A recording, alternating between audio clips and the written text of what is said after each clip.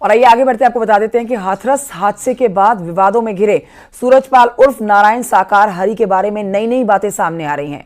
पटियाली क्षेत्र के बहादुर नगर में बाबा के आश्रम के बाहर 8 हैंडपंप लगाए गए हैं। लोगों की मान्यता है कि उनका पानी पीने से कई तरह की बीमारियां ठीक हो जाती हैं, लेकिन जब न्यूज़ 18 की टीम इसकी पड़ताल करने आश्रम पर पहुंची तो मामला कुछ और ही निकला। स्थानीय लोगों का कहना है कि श्रद्धालुओं को पीने के पानी की दिक्कत ना हो, इसके लिए ये हैंडपंप लगाए गए हैं।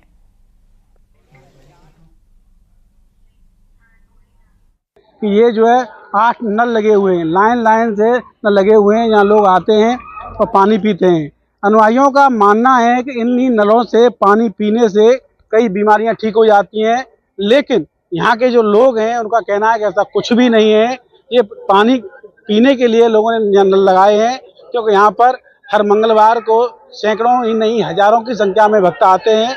उनके पीने के पानी के लिए व्यवस्था के लिए लगाया गया है। जो भी बात की जा रही है, अफवाह उड़ाई जा रही है। विवादों में घिरे सूरजपाल उर्फ भोले बाबा यूपी पुलिस में सिपाही थे। शादी भी उनकी यहीं हुई है। शादी के बाद कई साल के बाद बच्चे नहीं हुए तो सूरजपाल ने अपने साले की बेटी को गोद ले लिया, लेकिन बीमारी के चलते उसकी मौत हो गई। अब बताया जा रहा है कि सूरजपाल पर हत्या का आरोप लगा और उसकी नौकरी चली गई। इसके बाद सूरजपाल उर्फ बाबा ने अलीगढ़ के किसी आश्रम में जाकर सत्संग में जाना शुरू कर दिया और वो सूरजपाल सिंह से भोले बाबा और भोले बाबा से नारायण साकार हरि बन गया।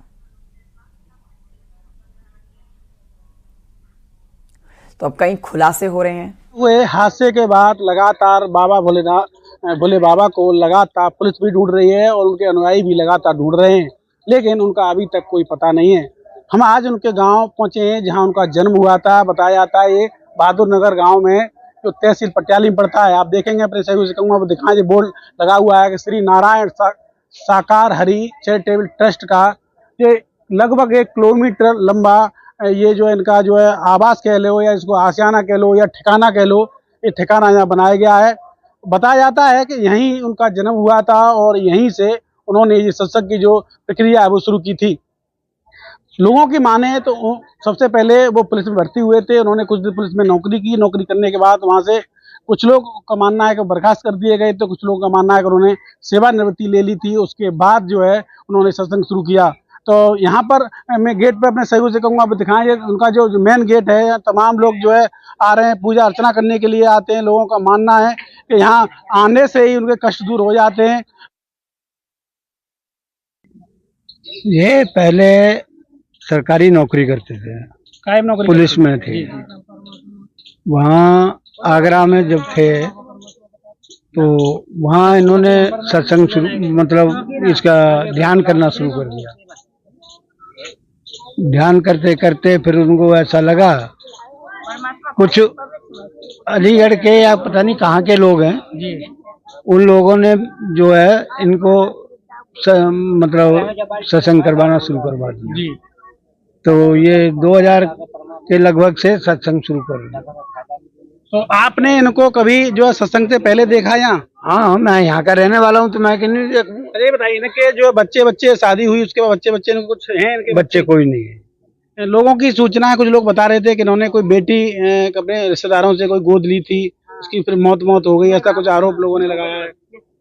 ऐसा कुछ जानकारी है आपको? मुझे नहीं, मुझे उसकी जानकारी नहीं। हमारे साथ कुछ और लोग भी जो माताएं बहनें मौजूद हैं, इनसे जानेंगे कि आखिर जो है जो कुछ जानकारियां और भी हासिल करते हैं। क्या नाम है आपका? ओमती, बताइए, आप जो है इनके बाबा के बारे में क्या जानते हैं? इनकी कोई बेटी थी, गोद ली थी, क्या हुआ उसके साथ? इन्होंने अपने साले की लड़की गोद ले ली थी जी। पाला पढ़ाया लिखाया बहुत कुछ किया उनके साथ, लेकिन भाई कुदरत को मौत तो सत्य है, किसी को भी आ सकती है।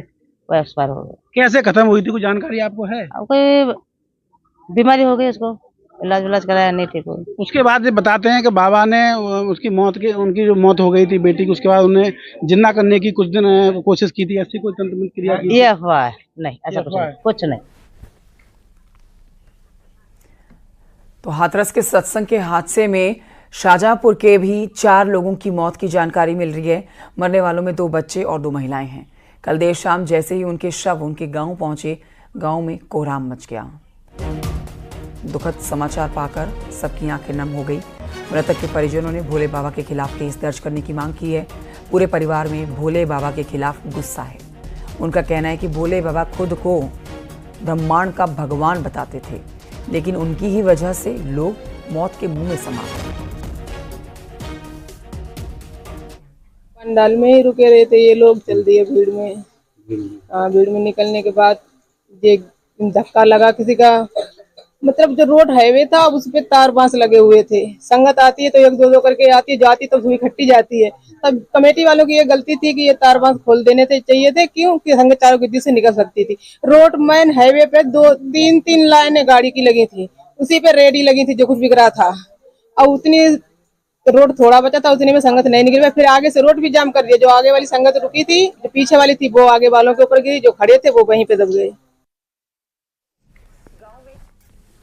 लखीमपुर खीरी से खबर, जहां के लखीमपुर खीरी जिले के सुंदरवाल कस्बे में भी सूरजपाल उर्फ साकार नारायण हरि का एक आश्रम है जो करीब 20 एकड़ में फैला हुआ है। इस आश्रम पर भी सत्संग होते रहे हैं। बताया जा रहा है कि एक राइस मिल व्यापारी ने 2012 में लगभग अपनी 20 एकड़ की भूमि बाबा को दान में दे दी थी, जिस पर बाबा ने यह आश्रम बनवाया।